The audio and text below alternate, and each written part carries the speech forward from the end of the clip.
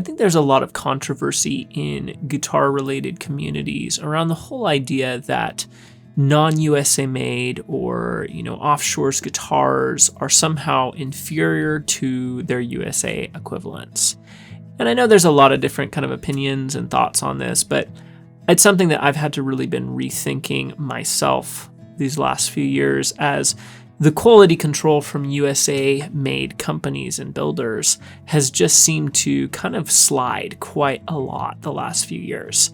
As a full-time guitar teacher, I've taught nearly 2,000 students one-on-one the last few years. And so I see everything from really, really low budget guitarists to really, really high-end guitars, everything from, high-end Martins, Taylors, Gibsons to Cullings and Loudon and, even up into the Olsons and Greenfields of the world. And so I have a really good idea on kind of the quality of stuff that's coming out these days. And so my personal thought as someone who was a long time, really big Martin, kind of snob, I used to think, of course, nothing could touch Martin. And, it was nothing did it for me like a Martin. But it's something that I have kind of reevaluated as I continue to see lots of USA made stuff coming in with lots of quality control issues. And so that's the thing that I'm kind of really rethinking is, with all that being said, is it still something that I can always be recommending to my students, knowing that if they purchase a guitar from one of these companies, it's kind of a hit and a miss whether you get a really good one or not. I think that now, as more affordable companies like Eastman, like Furch, like Yamaha even, and so many others, I'm speaking more specifically about acoustic guitars right now, but you could fill in the blank for a lot of other kind of guitar companies and builders out there. But I think as more of those companies come out and their quality control, they're really paying attention to it and delivering a really high-end instrument, for the price, I think it's going to be more and more of a conversation that most guitar players, starting out, and even honestly, intermediates and advanced players are going to have with themselves, whether or not they're going to, dump a large amount of money into a guitar that probably is holding its own with a much cheaper, non-USA made guitar.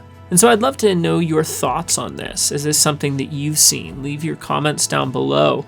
I seem to see just this so often, time and time again. It's like every other guitar that I see from a USA made builder or a name brand kind of builder, it's just there's QC issues right and left, whether it's really sharp frets that they didn't kind of buff out and file down, or poorly cut nut and saddles of strings or fretting out on the fretboard. And while a lot of this can be fixed at a luthier, when you're spending a certain amount of money on a higher end guitar, or even just like a mid-grade kind of guitar, and you're having a lot of those issues, and a lot of these other cheaper companies are coming out and they're less often having these issues, it does kind of make you again wonder, what's kind of going on with that. So we're going to jump into some examples of playing some of kind of the better offerings from Offshores companies. So we have an Eastman today here that we're going to be playing, and a guitar from Furch as well,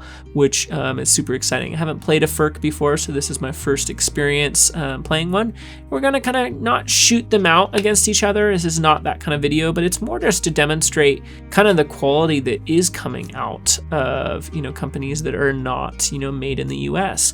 I think a lot of these companies have really been working so hard to ensure quality control is good. Everything from build to quality materials and components is just top notch. So it's something that I'd love to have some convo on. So leave your comments down below. Let me know what your thoughts are about what you think about these guitars in here. And if you still think that USA made stuff is still, top tier, or have you seen kind of a falling out, with the QC departments as well? I know some of these can be very isolated kind of incidents, but more and more, as I said, I've seen this so prevalently that it's just making me think a lot more in terms of what I feel comfortable recommending to my students. So let's dive into those examples.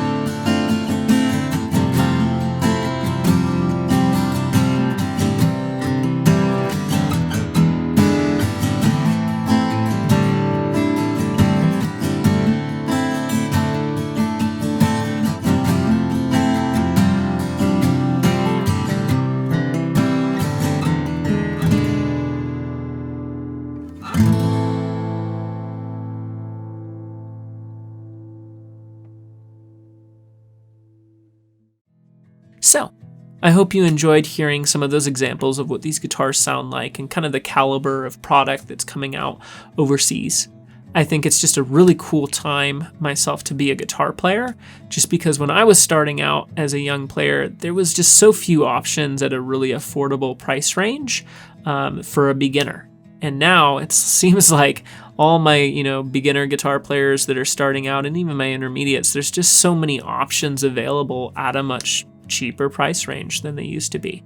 And you get a lot of bang for your buck in terms of the quality that's being outputted. So there's definitely a lot more competition, for a lot of these USA made builders. And so I think that's going to continue to level out. And so curious to hear what your thoughts are. Do you think that, again, those USA made builders are still top notch and delivering the best product, or are things for you kind of, in your mind, kind of still leveling out in here? So leave your thoughts down in the comments. I'd love to engage with you, love to talk to you. And if you like guitar related content, I have a ton of new videos coming out planned for this year, everything around guitar.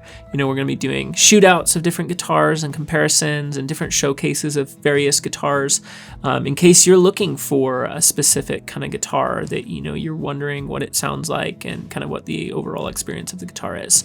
We're also doing a lot of guitar related tutorials and tips and tricks and stuff that I'm working on with my students, some things that I'm working on for myself, and just a whole songwriting kind of experience and journey. One of the things I do with a lot of my students is we do a lot of songwriting and arranging as part of lessons. So if that's something that interests you too, definitely stay tuned to the channel. I'd super appreciate the like and the subscribe if you wouldn't mind. Trying to put more time and energy into my YouTube channel, and I would just love to engage with you. So definitely stay tuned for future upcoming videos, and I will see you in the next one.